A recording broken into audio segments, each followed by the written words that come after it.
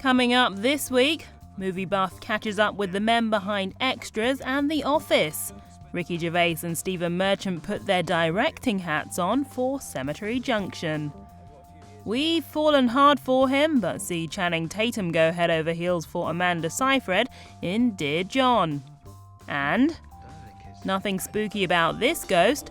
Ewan McGregor and Pierce Brosnan star in one heck of a political thriller. I've got 2 jobs. Window cleaner, it's not a proper job. How'd you make that out? Cleaning windows? Yeah. It's almost like begging. Just when you thought you knew what to expect from Ricky Gervais and Stephen Merchant, they go and surprise you with something new. The telly duo have had a go at making a film, and a very good job they've done too. Whatever you desire, imagine it's in front of you right now and just grab it. Cemetery Junction is the coming-of-age tale of friends Freddie, Bruce and Snork growing up in the 1970s, wanting a bit more from life than their parents. It features a fresh young cast of hugely talented newcomers Christian Cook, Tom Hughes and Jack Doolan, who were rocking the 70s look. I was really lucky. I got great outfits. The jacket, the leather jacket and that. Yeah, I kind of wish I was dressed a little bit like Snork. And I really wish I'd have been dressed like Bruce. Now, with Ricky and Stephen in the building, you know it's not going to be long before the jokes start flying, although I didn't expect to be laughing quite so soon. What have you done with your hair? What have you done with your face? What's this? Well, they are the bosses, so they can pretty much interrupt what they like, right? The film is set in Ricky's hometown, Reading. It's a tender, emotional story soaked in 70s nostalgia with plenty of laughs along the way. The script is brilliantly observed and often painfully funny, but what did you expect from the guys behind The Office and Extras? Now, Ricky and I go way back. Well, to 2008 at least. Because you spend so much time in America, I thought I'd give you some things to take back Tea with bag? you. No, to remind you of home. They don't do tea right. They don't put milk in it. Do they not? No, I've said put some milk in it. I think you're mental. And after my attempts to impress him with fridge magnets and key rings, I knew I had to do better this time around. So See, what were some PG tips?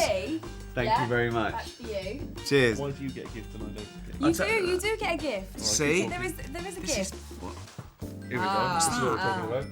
Donuts. Yeah, I know why he's got donuts. Why? Because you think I've had enough. Look at those donuts.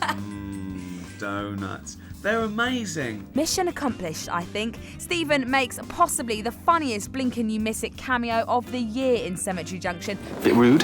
While Ricky is hilarious as the dry Len Taylor, Freddie's dad. I know why you're doing it now, because he wears a suit to work. He thinks he's better than his dad. The great thing as well is it's just enough of him, because if you're not a fan of Ricky, and I suspect you're not, he's not in it a huge amount, I think you'll notice, but he's in it just enough if you're one of the few people who does like him. Maybe you should find out who likes me, who doesn't, and edit this interview so it goes. And Ricky's not in it much. And then if it's a place where I'm popular, I don't know where that is anymore. I think Bognor. I think there's a few people like me in Bognor go, oh, Ricky's in it. Joking aside, the acting is superb, both from Ricky, Christian and co, and the wonderful Ray Fiennes, who pulls off his character, Mr. Kendrick, with just the right amount of David Brent. What do you want from me? Come on then. Who hasn't fantasised about getting up close and personal with Channing Tatum? Sadly, there's fat chance of that ever happening. He's taken. Damn that Jenna doing. But Amanda Seyfried got about as close as anyone's gonna get, thanks to Dear John. The romantic drama is all about a soldier who falls for student Savannah while he's on leave. I gotta go back. And the love letters between them, which follow. Type it out, email it to me. That way, before we know it, I'll see you soon then. Now it's fair to say not all actors get on when they make a movie, but luckily these two didn't need to fake it. Ow! See? Sparks flew from the start, although they didn't just heart one another when the shoot began. Were you guys fans of each other's work before you started this? Were you singing along to Mamma Mia? Were you dancing along to Step Up? I loved Step Up. I mean, I love a dance movie, really do. I think I actually was singing along to Mamma Mia. No, you weren't. You hadn't seen it, had you? I had seen it. Oh, that's amazing. Thank you. I went to the ArcLight and saw it with that's a amazing. bunch of screaming people in the theatre. Jenna made you go, though. Yeah, we thought so. It's based on the novel by Nicholas Sparks, who gave us The Notebook. So you've guessed it, people. Prepare to get emotional. I have to say, I walked into this screening and the tissues came out, there was some snotting going on. That was just the guy next to me. But seriously though, we were a mess when we were watching this. What effect did it have on both of you? As far as the story, I think that everybody involved in it just really loved it. You know, we love the characters. I love John. You know, I have a real affinity for him, and you know, I just hope everybody can set aside the war stuff, and you know, because it's not a war movie, it's not a soldier movie. It's just about two kids falling in love. Okay, so this might have chick flick written all over it, but give it a chance, guys. There is some frontline action and genuine tension. The stars are well cast and believable as the pair who awkwardly meet and go all gooey-eyed. Richard Jenkins, who plays John's father, is exceptional, but the title and chronology does make it slightly predictable, as you kind of know what's coming. You're all that matters to me.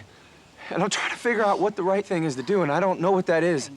Yep, sadly it loses momentum, but hey, 100-odd minutes of looking at this man in uniform, or with hardly any kit on at all, what's not to like? Nice to meet you, John.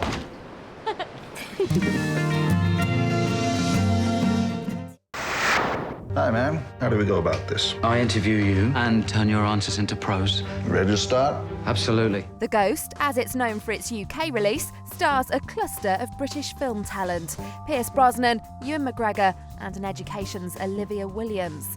What might surprise you is that, contrary to what the title might imply, this is not a film about ghouls and spooks, although it does have its eerie moments.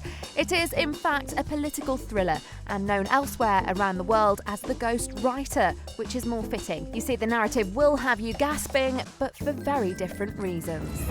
You must be wondering what you've let yourself in for. You're working for money! This is the story of a nameless man who's employed to write the political memoirs of a former British Prime Minister. There's quite a familiar feeling about all this. You were instructed not to do an impression of Tony Blair as such, and you didn't want to do that, but it's obviously a similarity. Yeah, I mean, the first meeting I had with Roman in Paris, I said, look, am I doing Tony Blair in this? Do you want me to do Tony Blair? Because, you know, Michael Sheen did it impeccably in The Queen. He said, no, you're not playing Tony Blair. So there you go. I was liberated from that right off the bat.